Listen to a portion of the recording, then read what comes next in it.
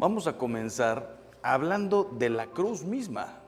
Evidentemente que el protagonista y a quien contemplamos es a Cristo, pero vamos a hablar un momentito de la cruz. ¿Por qué? Porque hay enemigos de la cruz. No actualmente, también, desde el inicio. Hoy asistimos a la desaparición progresiva del símbolo de la cruz. A lo mejor aquí en México o en Centro, Sudamérica, ustedes no lo han notado tanto, pero los que nos ha tocado vivir en Europa, fuera el crucifijo de todos los colegios, fuera de todas las oficinas, fuera toda manifestación en la calle, con Cristos, no digamos imágenes de la Virgen, cosas, un rechazo a la cruz, el símbolo de la cruz. Desaparece de las casas de los vivos y de las tumbas de los muertos. Nos interesa más una fotografía, una fecha, y ya no queremos la cruz, preferimos unas flores.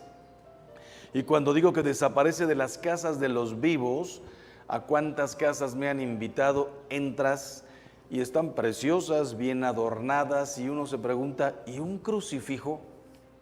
En la sala, en alguna recámara, en algún lugar. Desaparece sobre todo del corazón de muchos hombres y mujeres a quienes molesta contemplar a un hombre clavado en la cruz. Esto no nos debe extrañar. Ya desde el inicio del cristianismo, San Pablo hablaba de falsos hermanos que querían abolir la cruz. Dice la carta a los Filipenses 3:18, porque son muchos, y ahora os lo digo con lágrimas, que son enemigos de la cruz de Cristo. En tiempos de Pablo, imagínense cómo está ahora. ¿Qué significa la cruz? Unos afirman que es un símbolo maldito. Otros, testigos de Jehová, por ejemplo, que no hubo tal cruz, sino que era simplemente un palo, y representan a Jesús crucificado con las manos así hacia arriba. Para otros, Cristo, el Cristo de la cruz, es un hombre derrotado, por decirlo así, para los paganos. El Corán enseña que Cristo no murió en la cruz. La cruz es símbolo de humillación y derrota solo para aquellos que ignoran el poder de Cristo, el poder para cambiar la derrota en victoria, la muerte en vida y la cruz en camino hacia la luz. Por eso le puse poder y grandeza de la cruz, el poder para cambiar la derrota en victoria, la muerte en vida y la cruz en camino hacia la luz. Es parte de nuestro misterio pascual.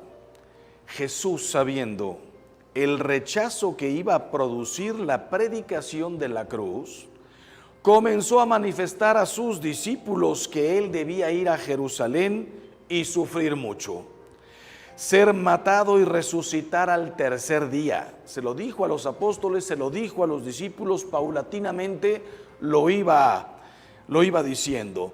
Hasta el punto que Pedro le tomó aparte y se puso a reprenderle, el discípulo al maestro. Lejos de ti, Señor, de ningún modo te sucederá esto. San Pedro, por esta incomprensión, no era maldad ni mucho menos, estaba apenas preparándolos, se llevó probablemente el regaño más feo que hay en todo el Evangelio. Apártate de mí, Satanás. A Herodes lo llamó zorro, vayan y díganle a ese zorro. A otros los llamó hipócritas, a los fariseos, hipócritas. Los llamó mentirosos, pero a nadie más que a Pedro, a la roca, al jefe de los apóstoles, le dijo, quítate de mi vista, Satanás, porque tus pensamientos no son de Dios, sino de los hombres. Mateo 16:21. Pedro ignoraba el poder de Cristo para transformar la muerte en vida. Pero qué curioso, 2000 años antes, Dios le había pedido a Abraham, toma a tu hijo al que amas llévalo al monte, al lugar que yo te diré, y sacrifícamelo. No hablaba de la cruz, hablaba de muerte. Tenía muchísimo más fe Abraham que Pedro. Abraham sabía, dice la carta a los Hebreos, que Dios podía perfectamente devolverle la vida, que Dios sacaba hasta de una piedra un hijo de Abraham. Pedro ignoraba esto, el poder de Cristo para transformar la muerte en vida. Por eso quiso apartarlo del camino de la cruz, pero Cristo le enseña que el que se opone a la cruz se pone del lado de Satanás. Ahora bien, les dije, los testigos de Jehová, los paganos, escándalo, locura para los griegos, para los mismos judíos. Para nosotros no es eso, pero para nosotros la cruz puede ser que haya perdido gran parte de su significado. Nosotros sí queremos la cruz, pero ¿qué cruz queremos?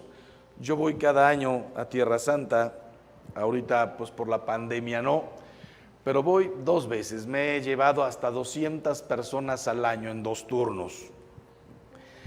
Y es interesante ver cómo la gente pide cruz de madera de olivo de Jerusalén, cruz de marfil, no tendrás de oro de 18 quilates. A mí de la plata me ensucia aquí, me saca ronchas, necesito 24 quilates. Nos encanta la cruz, pero ¿qué cruz? Satanás, el orgulloso y soberbio, odia la cruz porque Jesucristo, humilde y obediente, lo contrario, orgulloso y soberbio, humilde y obediente, lo venció en ella, en la cruz, humillándose a sí mismo. Estoy citando a Filipenses 2:8, humillándose a sí mismo, obedeciendo hasta la muerte y una muerte de cruz. Y así transformó la cruz en victoria, por lo cual Dios lo ensalzó y le dio un nombre que está sobre todo nombre. Se pueden imaginar la batalla en el momento de Getsemaní. El diablo tentando a Jesús, seguramente que lo estaba haciendo. Todos conocemos las 3 tentaciones de Cristo en el desierto. Pero ahí Cristo le quedaban 3 años de trabajo, de predicación, toda la vida pública. Él sabía de alguna manera el futuro, sabía perfectamente todo. Las 3 tentaciones no voy a decir que fueron sencillas. Convierte estas piedras en pan para que comas. Tírate del pináculo del templo, no te preocupes, te recogerán los ángeles. Póstrate y adórame y te daré todos estos reinos. Nadie se puede meter en el alma de Cristo lo que realmente sintió, la dureza de la tentación, pero estaba comenzando, estaba además fresco, no le esperaba al día siguiente el martirio más brutal probablemente que se haya conocido en la historia de la humanidad. No, ni mucho menos. Entonces, no digo que fue fácil, pero el Evangelio no habla de otras tentaciones. Esas son las 3 tentaciones de Cristo. ¿Ustedes creen que no tuvo tentaciones en Getsemaní? ¿Para qué morir? Vas a morir en vano por muchísima gente. Judas se va a condenar. Recuerden que todo lo que estoy diciendo ni siquiera sé si es verdad o no. El demonio es el padre de la mentira. Si Judas está condenado o no, lo sabe Dios Padre, lo sabe Jesús. Nosotros, hay una frase tremenda que dice, el Hijo del Hombre se va, pero ay de aquel por quien se va el Hijo del Hombre. Más le valiera no haber nacido, pero no dice más le valiera no haber sido concebido, más le valiera no haber nacido. Probablemente alcanzó la misericordia de Dios de alguna manera, no lo sabemos. Qué tentaciones tan duras, cuánta gente se va a condenar, se va a dividir tu iglesia, estás muriendo en balde, tus apóstoles van a correr, van a huir. El que te entrega es uno de los 12. Pedro el bravucón, que en la última cena dijo, aunque todos te abandonen, yo jamás te abandonaré, va a ser el primero que va a sacar una espada, lo contrario del amor. ¿Cuántas cosas habrán pasado por la cabeza de Cristo en ese momento? 3 sí están escritas en el Evangelio, ciertas. 3 veces se levantó y dijo, Padre, si es posible que pase de mí este cáliz. La tentación de no morir, la tentación de morir de otra manera, la tentación de déjame vivir otros 5 años, hombre, hago crecer la iglesia, el reino, déjame curar más gente. ¿Qué pasaba por el corazón de Cristo? Ustedes saben, la tercera parte de la vida de Cristo fue curar. Yo ya he dicho en muchos lugares, si tuviera que pedirle un don a Dios, imagínense qué maravilla tocar a una persona y curarla.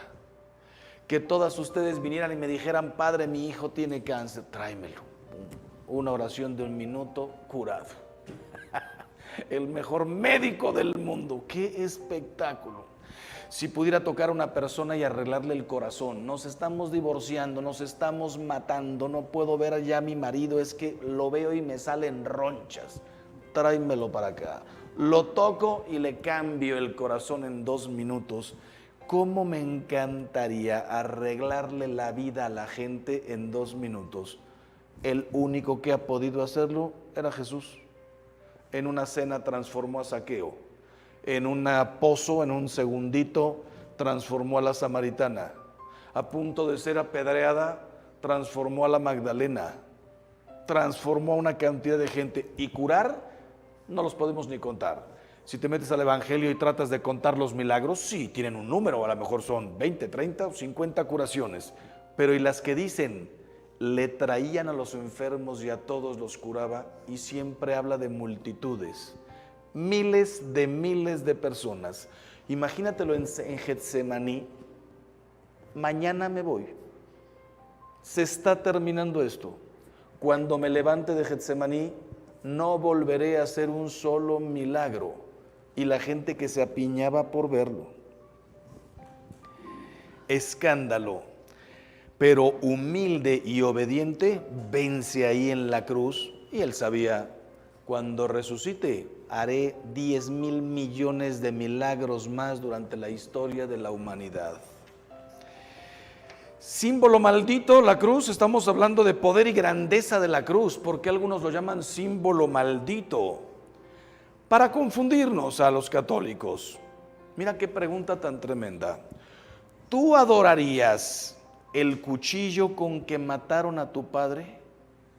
Imagínense, Dios no lo quiera, vaya ejemplo que voy a poner.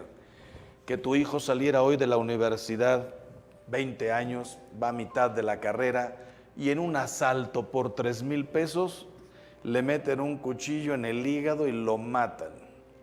¿Tú irías a recoger el cuchillo y lo pondrías en la sala, en un cuadro? Mire, este es el cuchillo con el que murió mi hijo. No querrías ni verlo, no lo podrías ni soportar. Entonces nosotros, ¿por qué adoramos? El Viernes Santo se adora la cruz, es el único día en que se adora. La cruz se venera siempre. El Viernes Santo nos postramos, besamos, adoramos la cruz.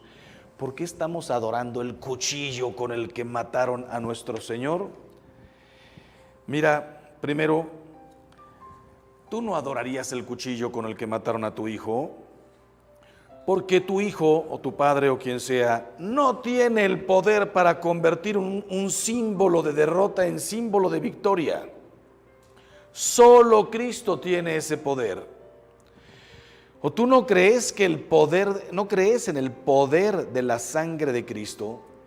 Miren, si la tierra que pisó Jesús la llamamos Tierra Santa, ¿por qué? Porque ahí nació, ahí caminó, se metió al Jordán, al lago de Genezaret, por donde pasó Cristo, todo lo dejó santificado. Cuando va caminando Moisés hacia el Horeb, sube al monte Sinaí, al monte Horeb creo, y le dice Dios, descálzate, la tierra que pisas es santa. ¿Por qué? Porque aquí estoy yo. Imagínate cuando Cristo bajó al mundo, lo llamamos Tierra Santa. La cruz bañada con la sangre de Cristo, ¿no la vamos a llamar con más razón santa? Si el camino que no sabemos exactamente por dónde pasó, sí, entró a Cafarnaúm, entró a la casa de la suegra de Pedro, este es el lago, son las montañas. Me imagino que muchos de ustedes ya fueron acá a Tierra Santa y lo primero que les dicen, no te preocupes si Jesús pisó esta piedra. Vas a Tabga y dice aquí fue lo de los panes, etcétera, pero ¿se sentó en esta piedra? No lo sé. No lo sé, pero ¿qué importa? Todo este lugar es santo.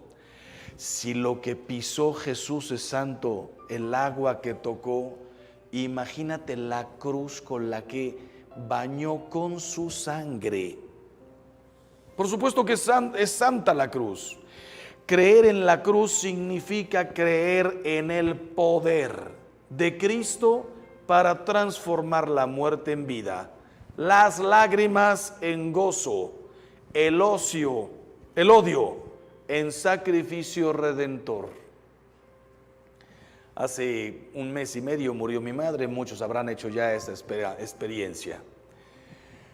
Cuando una persona muere entera, pues el dolor debe ser muchísimo más grande. Perder a tu madre, como yo perdí a mi padre a sus 42 años, yo a mis 14. A lo mejor tú ya perdiste a tu madre a los 50, 60, 70, sana, con la cabeza perfecta, una tragedia. A los que nos ha tocado ver sufrir durante larguísimos años, ¿cómo ayuda la conciencia del poder transformador de la cruz? Tú a tu madre, no desearías la muerte de tu madre a sus 50 años, 60 años, aunque tuviera 75, si está entera. Conozco gente de esta sección que están cumpliendo 80 años y no me pasa ni por aquí desearles la muerte.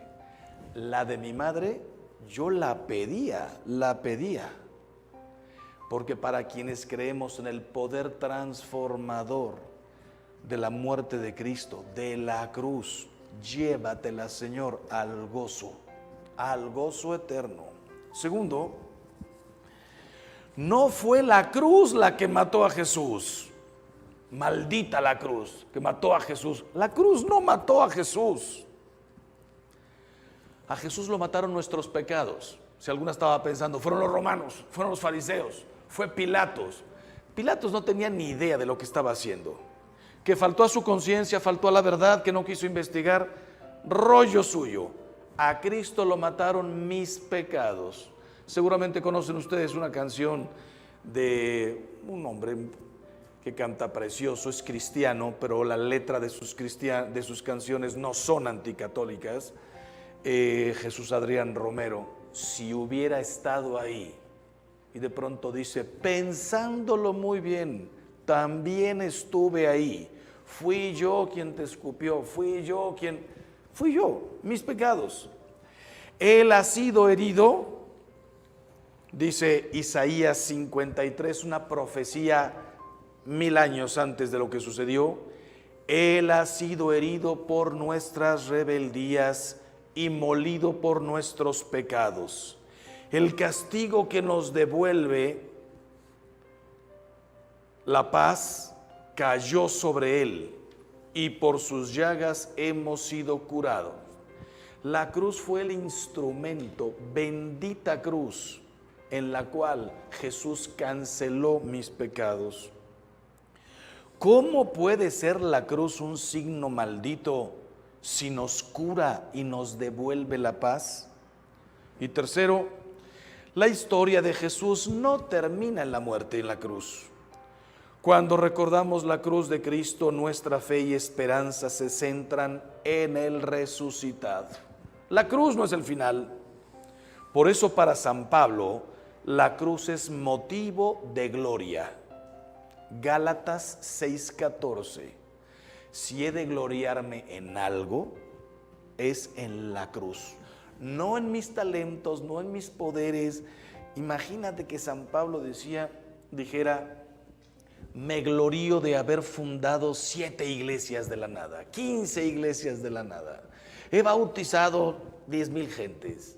He asistido a matrimonios. No, si en algo me tengo que gloriar, en la cruz de nuestro Señor Jesucristo.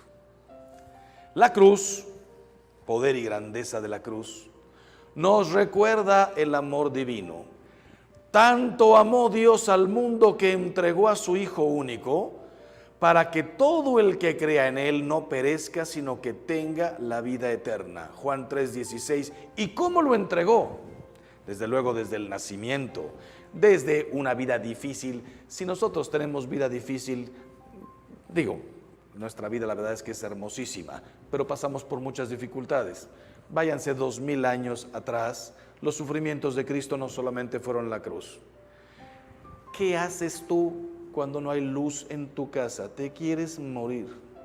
Ahora que se han cerrado los establecimientos por la pandemia, en aquel tiempo no había establecimientos, no había nada, casitas, la montaña y el río. No había todos los servicios que tenemos. La cruz de Cristo no es solamente el último momento, la vida. Pero, ¿cómo nos lo entregó? Además de todo lo que dijo, en una cruz.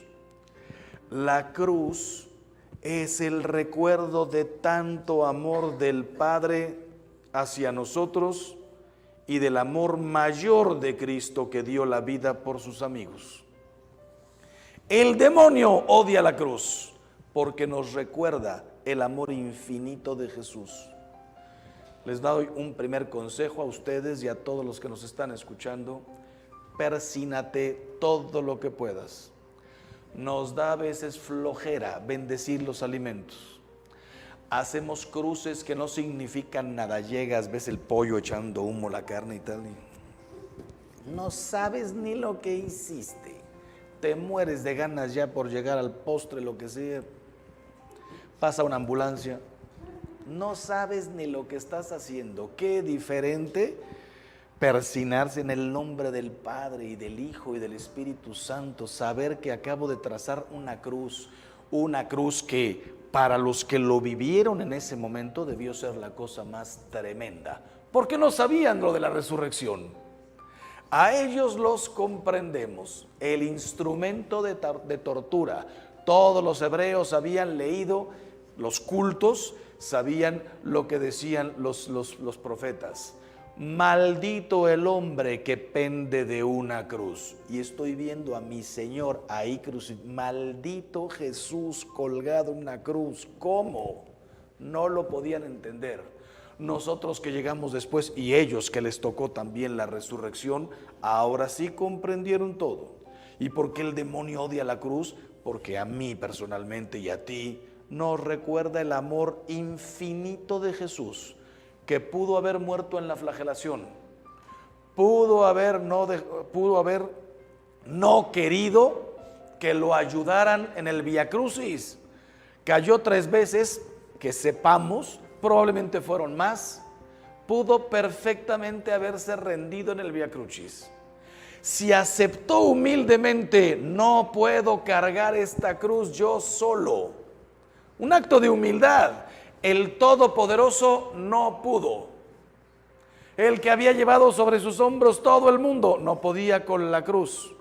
El que había sostenido a toda la gente, había curado a todos, no se pudo cerrar una sola herida del hombro, de las rodillas, de nada. No quiso milagros espectaculares, hizo un milagro precioso. El de la compañía, el de la ayuda, el del servicio, el de la humildad. Ayúdame, no puedo más. ¿Te imaginas a Jesús diciendo no puedo más? Para que cuando tú y yo pasáramos por las mismas, no puedo más ver a mi madre así, no puedo ver a mi hijo, no puedo ya verme a mí mismo como estoy, ya no puedo más. Lo dijo Jesús, que quiso ser igualito a nosotros, menos en el pecado, pero en el cansancio, en el dolor, en todo. Me recuerda el amor infinito de Jesús, que con tal de llegar hasta la cruz, se dejó ayudar. La cruz nos recuerda los mandamientos, poder y grandeza de la cruz. La cruz es signo del amor indivisible al Padre y al prójimo. ¿Por qué digo los mandamientos? Porque dice, dijo Jesús, el que ama a Dios y a su hermano ya cumplió con todo, con la ley y los profetas. Para nosotros que nos digan cumplir con la ley y los profetas, si no lo has estudiado, te parecería una expresión así como, ¿qué significa cumplir con la ley y los profetas? Para los israelitas que lo estaban escuchando, era todo. ¿Qué significa la ley? Génesis, Éxodo, Levítico, Deuteronomio, Números, todos los mandamientos y las 20,000 cosas más que estaban escritas ahí. más las complicaciones de los judíos de lavarse hasta los codos, vasos, esto, lo otro, cuántos pasos dar, toda la ley. ¿Y qué son los profetas? Los profetas mayores y menores, todo lo que se dijo, todo lo que se profetizó sobre Cristo, sobre el pueblo, sobre el amor de Dios a todos nosotros. Nosotros tenemos hoy mucho más libros, tenemos todo el Nuevo Testamento. En tiempos de Jesús eran los 5 del Pentateuco, los históricos y los profetas. Y dice Jesús, el que ama a Dios y a su hermano ya cumplió con toda la ley y con los profetas. Olvídate de si te lavas, no te lavas, eso es higiene. Olvídate de si caminas o no caminas. Disfruta el domingo con tu familia y no cuentes los pasos que das. Y vete a la montaña si lo que importa es el amor. No sé si han ido a Tierra Santa, si les ha tocado en el sábado subirse en un elevador y que se va parando piso por piso porque no puedes ni tocar con el dedo el botón del elevador. ¿Y quién hizo esas reglas? Dios.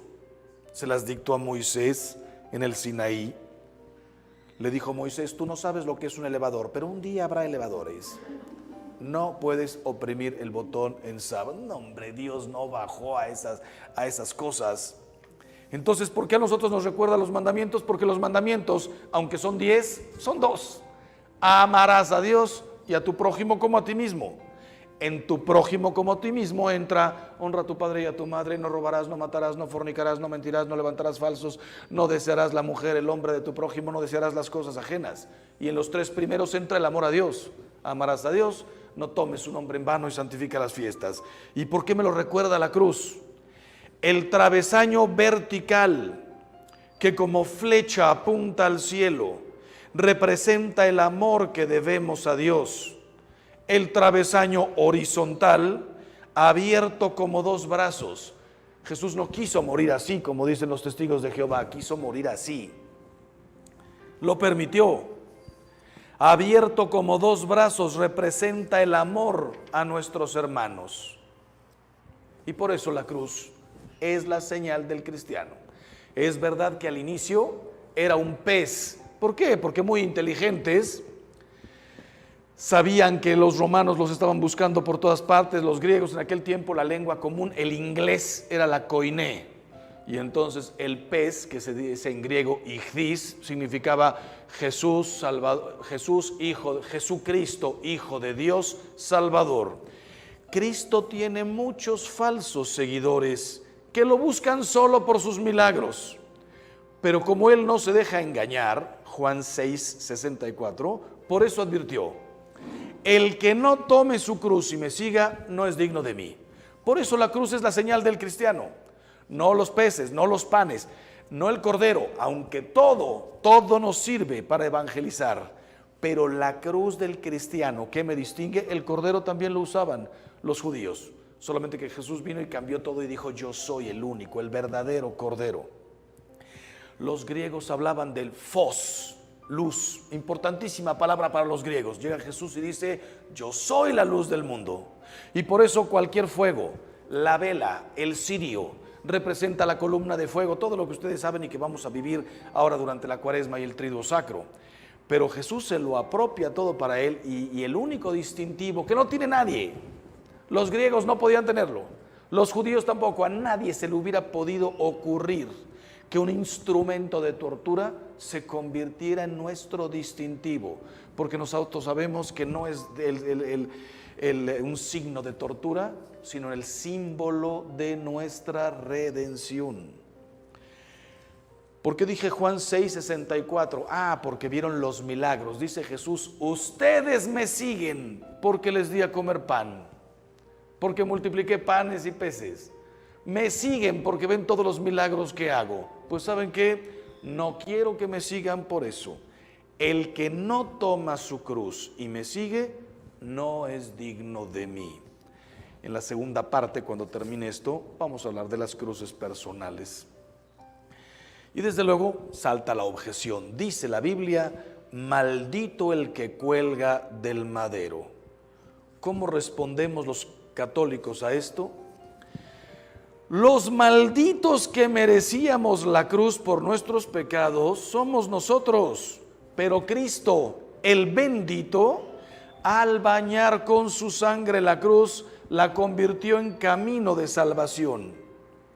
Cristo cargó con la cruz a fin de que llegara a los gentiles en Cristo Jesús la bendición de Abraham y por la fe recibiéramos el espíritu de la promesa. Pues bueno, el ver la cruz con fe nos salva. Poder de la cruz si la vemos con fe. Miren, dijo Jesús: como Moisés levantó la serpiente en el desierto, así tiene que ser levantado el Hijo del Hombre para que todo el que crea en él tenga vida eterna. Juan 3:14.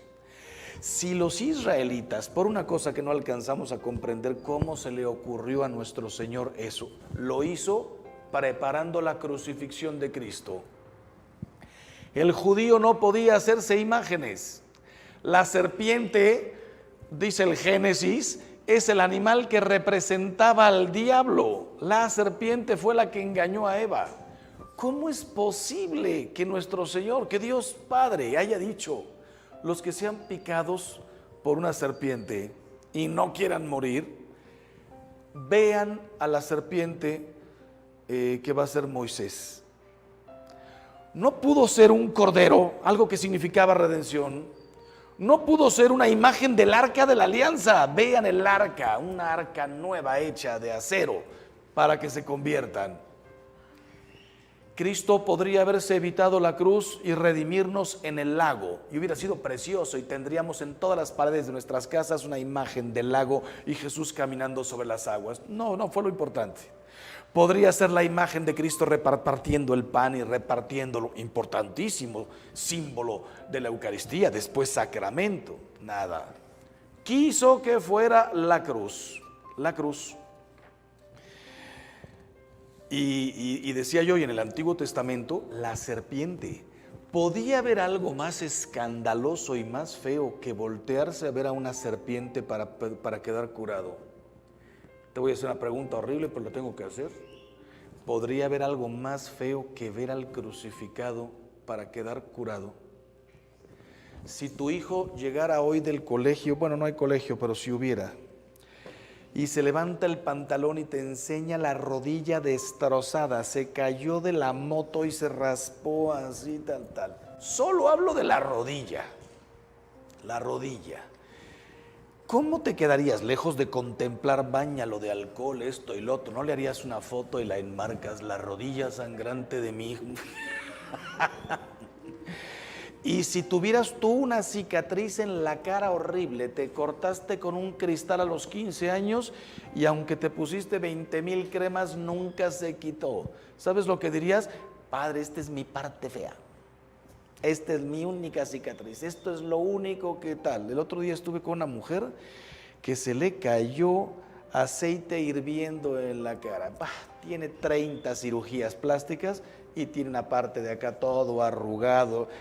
Que dices, hasta eso me ayuda a comprender lo que es ser madre, todo lo que ha hecho por sus hijos, lejos de criticarla o decir qué feo, un trofeo, qué hermoso, premio a la labor que has hecho. Pero como persona, no quisiera yo ver mi cara así jamás.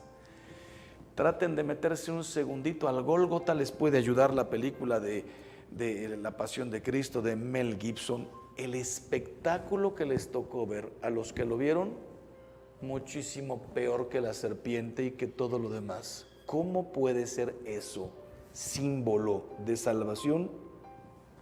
Ahí te va. Para que tengamos vida eterna. Al ver a la serpiente, los heridos de veneno mortal quedaban curados. Al ver al crucificado, el centurión pagano se hizo creyente. Delante de un hombre desangrado con 20,000 heridas, dice el Antiguo Testamento, como uno ante el cual se vuelve el rostro. No era un hombre, era un gusano. Pues el centurión, viendo eso, dijo: este era el Hijo de Dios. Sin saber, era romano, sin saber quién era Dios Padre ni nada. Él diría, este era hijo de un Dios. No sé de quién, era hijo de Dios.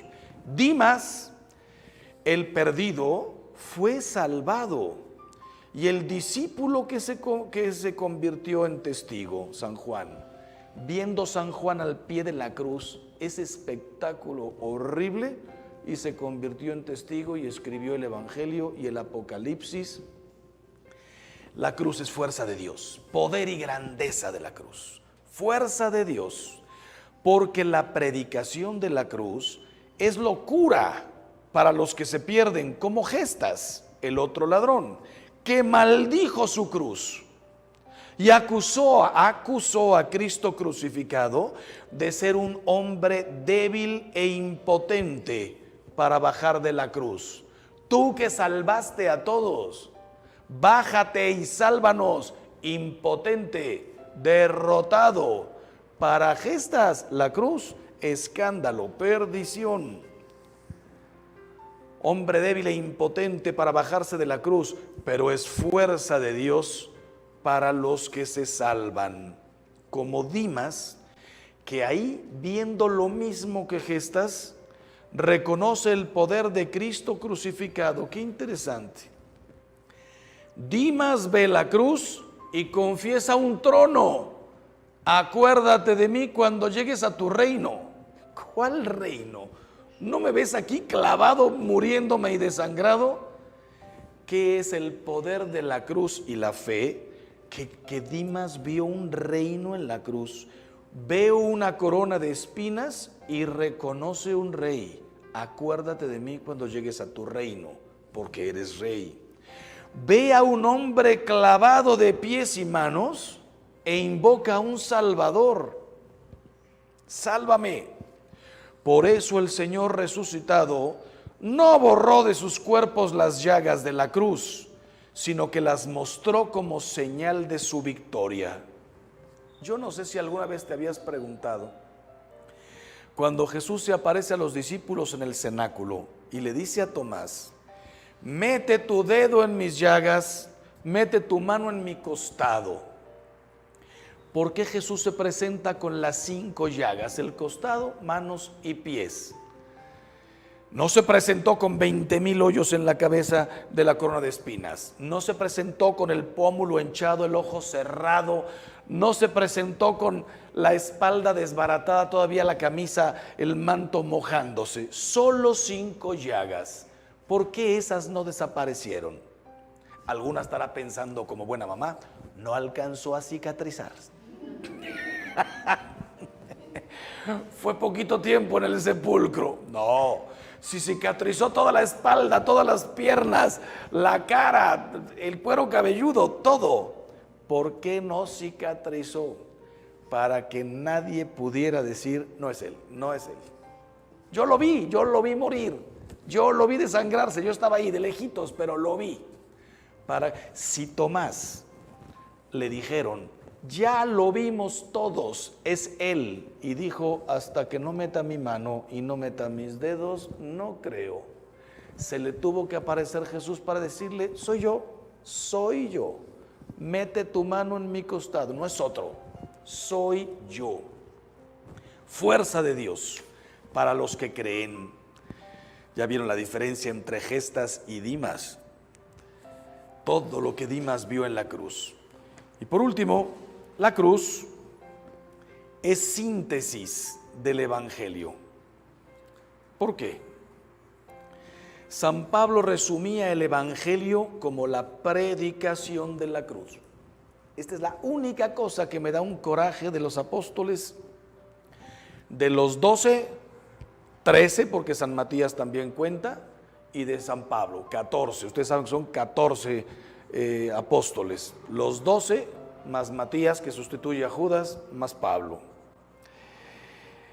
Solamente hablan de la cruz. Nadie se detuvo a escribir qué hizo Jesús 30 años. Nacimiento, se van a vivir a Egipto, solo Dios sabe dónde viven. Regresan, una escena en el templo y de ahí hasta los 30 años. Nadie habló de José, de la carpintería, de María, del color de sus ojos. Una cosa tan sencilla. Pablo, Pedro no describen a Jesús. un hombre como el de aquel tiempo, el pelo hasta acá, barba, bigote. Nadie nos dijo. Me encantaría a mí saber cómo era San Pablo. Imagínense cómo era Cristo. ¿Cómo fue José? José, no hay una palabra de él en todo el Evangelio. Hasta está en duda su matrimonio con María porque nunca dijo acepto. Quisiéramos saber cómo fueron los desposorios, las dudas, nada sabemos. ¿A qué se dedicaron Pedro y los demás y Pablo? A hablar de pasión, muerte y resurrección. Es lo único que interesa. No describieron nada. La cruz es la síntesis del Evangelio. Por eso el Santo Padre y los grandes misioneros, cuando digo el Santo Padre estoy hablando de todos los papas, pero bueno, ustedes y a mí no nos tocó más que recordemos Juan Pablo II para acá, aunque estoy viendo algunas que a lo mejor se acuerdan de Benedicto X. Nosotros nos acordamos de Pablo VI, más o menos, fue mi papa de niño, y de ahí ya directamente Juan Pablo II. Todas sus entradas a misas, salidas, procesiones, el báculo con el Cristo colgado, muerto en la cruz, no vivo, muerto, cuando ya está así. El Cristo de Juan Pablo II, para mí, de los más hermosos que hay. El Santo Padre y los grandes misioneros han predicado el Evangelio con el crucifijo en la mano, no con unos panes. Así, mientras los judíos piden milagros y los griegos buscan sabiduría, la de Sócrates, Platón, Aristóteles, nosotros predicamos a un Cristo crucificado. Escándalo para los judíos, porque para ellos era un símbolo maldito. Necedad para los gentiles, porque para ellos era señal de fracaso. Mas para los llamados, un Cristo, fuerza de Dios y sabiduría de Dios. 1 Corintios 23. Hoy hay muchos católicos que, como los discípulos de Emaús, se van de la iglesia. ¿Los discípulos de Emaús se fueron de la iglesia? No, se fueron de la cruz, se fueron de Jerusalén tristísimos porque creen que la cruz es derrota. A todos ellos Jesús les sale al camino y les dice, como a los de Emaús, ¿no era necesario que el Cristo padeciera eso y entrara en su gloria? Léanse cuando termine el retiro Lucas 24, todo el encuentro de Emaús. La cruz es pues el camino a la gloria, poder y grandeza de la cruz, el camino a la luz. El que rechaza la cruz no sigue a Jesús. Mateo 16, 24. ¿Y por qué les dije también que la cruz resume todo el Evangelio? Por una parte, porque los mandamientos son dos, amar a Dios y al prójimo. Y ahí está, tú ves una cruz y sabes que tienes que amar a Dios y tienes que amar a todos nuestros hermanos. Pero además, sorpresa, es una síntesis la cruz de las bienaventuranzas. Bienaventurados los pobres de espíritu. Jesús desnudo en la cruz. No sé si se han leído el libro de María Valtorta, yo lo recomiendo mucho. Hubo un tiempo en que la iglesia lo vio como con cuidado, porque aunque María Valtorta fue una santa, no está canonizada, pero saben que se pasó 40 años en cama. Todos los Viernes Santo le sangraba el costado, no tuvo un centavo, nadie vendió ceniceros, llaveros y espejitos de María Valtorta, no fue un negocio, no fue nada. 40 años de sufrimiento. Una mujer que fue maestra, lo que sí tenía era una muy buena pluma, y de pronto dice, ahí les va el Evangelio como me lo revelaron a mí, como me fue revelado. Y como se usó la palabra revelación, la revelación terminó con Cristo. Pues a mí se me reveló así. No, entiende, la revelación terminó con Cristo. No hay más revelaciones. Pues a mí se me reveló así. Ella murió en santidad. Muchos de sus seguidores llegaron incluso a decir, es que este libro es mejor que el Evangelio. ¿Cómo se les ocurrió decir eso? Les digo la verdad, pero no me vayan a aventar piedras. Algo de razón tiene. Yo ya me lo leí. Primero, incluye todo el Evangelio, es una repetición del Evangelio. Solamente que ella describe las escenas, digamos, de todo lo que falta. ¿Qué es lo que falta? ¿Tú sabes si Judas comulgó o no? Mojó el bocado, se levantó y se fue, el demonio entró, dice el Evangelio, entró en él y salió. ¿Y de qué siguió hablando Jesús? Tú sabes las reacciones de Pedro y de los demás. Te lees a María Valtorta y dices, ¡qué belleza! Si alguna quiere, al final me pregunta dónde conseguirlo. Son 11 tomos, 10 tomos, 10 tomos. Son cada tomo de 300 páginas, son 3,000 páginas. Te lo lees en un año, año y medio. Pero qué belleza. Entonces, ¿por qué cité a Valtorta? Porque ustedes ven un crucifijo, como todos, con un paño. Claro, este es de madera. Los normales, los que son de cerámicas, pasta, un paño blanco cubriéndolo. ¿Alguna vez te has preguntado, ¿era la ropa interior así de los judíos? No. ¿Por qué nos hemos acostumbrado a ver un paño blanco? Dice María Valtorta algo que no dice el Evangelio. A todos los crucificaban desnudos y desnudas. Era parte de la vergüenza. María, que estaba ahí, cuando ve que le arrancan, dice el Evangelio, las vestiduras, no las rompen, se las quitan y las rifan, Jesús se queda completamente desnudo. María, cuando ve eso, se quita el paño de la cabeza y va y tapa a su hijo, y como era la madre, nadie se lo prohibió. Y gracias a ese gesto de compasión, de pureza, ya se habían burlado de la corona, de la sangre. Si eres hijo de Dios, baja, sálvate a ti mismo. Solo les faltaba burlarse hasta de su pudor.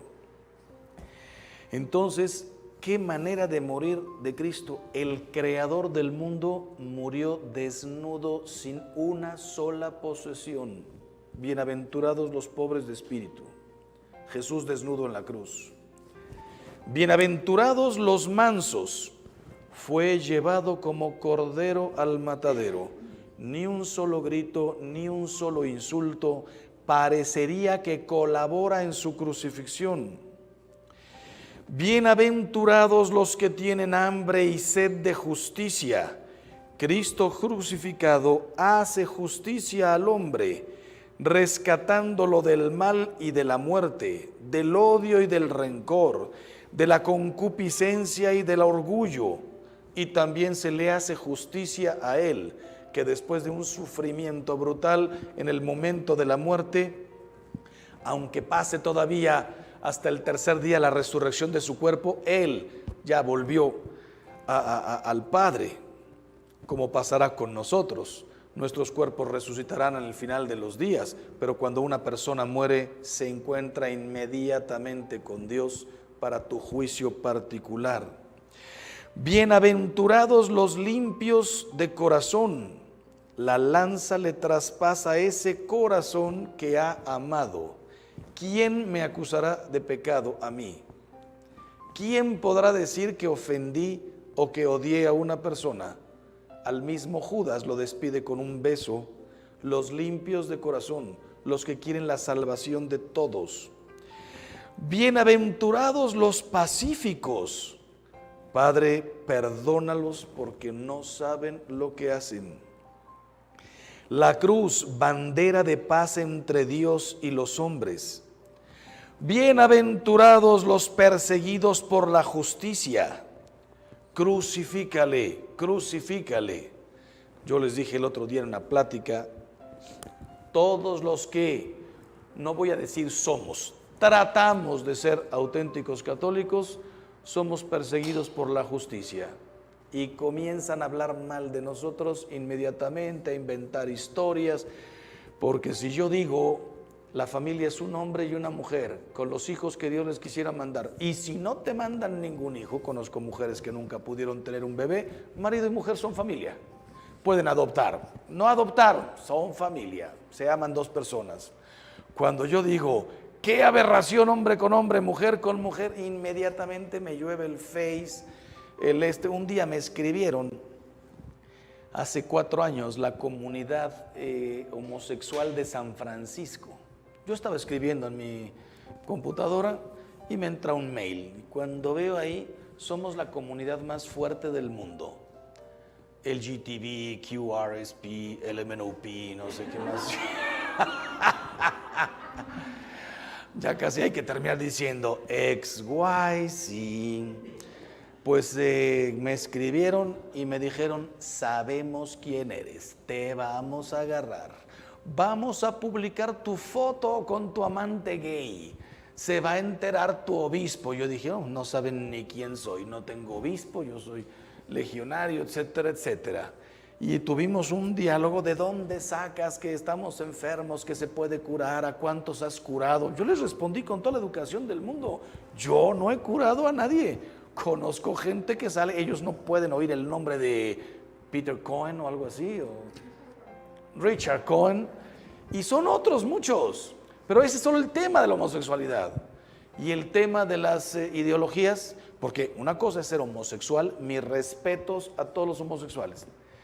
Algo te pasó, algo no te pasó, así te descubriste desde niño, ni quien te juzgue, ni quien se meta contigo. Pero una cosa es ser homosexual y otra cosa son las ideologías y los matrimonios y la historia y media. ¿Saben cuándo yo cambié un poquito mi opinión? Cuando una mamá se me acercó y me dijo, padre, usted no ha sufrido lo que es tener un hijo homosexual. Mi hijo no anda marchando ahí medio desnudo, no anda con los pelos así, no anda con 20 aretes. Mi hijo anda de traje y corbata, pero no sabemos ni cómo, desde que tiene 16 años le gustan los hombres. ¿Qué hago? ¿Te juzgo, te apedreo, te condeno o te mando al infierno? O más bien te comprendo, te doy todo mi cariño, amor, aceptación. Sí, pero una cosa es eso y otra cosa es la ideología. Cada quien que haga lo que quiera. Nuestra felicísima ministro de no sé qué pidiendo que los niños a los 6 años ya puedan cambiarse de sexo. No sabe leer, no sabe sumar, pero ya sabe si quiere ser hombre o mujer a los 6 años. Y vamos a pagar sus operaciones con el dinero de tus impuestos. Las ideologías, la estupidez, todos los que defendemos el matrimonio, la familia, la vida, las famosas mujeres estas de pañoletas verdes, hombres y mujeres, crucifícale, crucifícale. Bienaventurados seréis cuando os persigan y digan todo género de mal por mí. Pues bueno, la cruz no solamente es el resumen de los mandamientos, sino del Evangelio, porque las bienaventuranzas son en parte el mensaje central del Evangelio. Falta la Eucaristía, falta el perdón, falta todo eso, pero como conducta cristiana, ¿qué es un cristiano? El que vive las bienaventuranzas. Y la cruz, ahí Cristo, es el pobre, el perseguido, el calumniado, el pacífico, el que perdona, el que redime, el que todo lo que dicen las bienaventuranzas.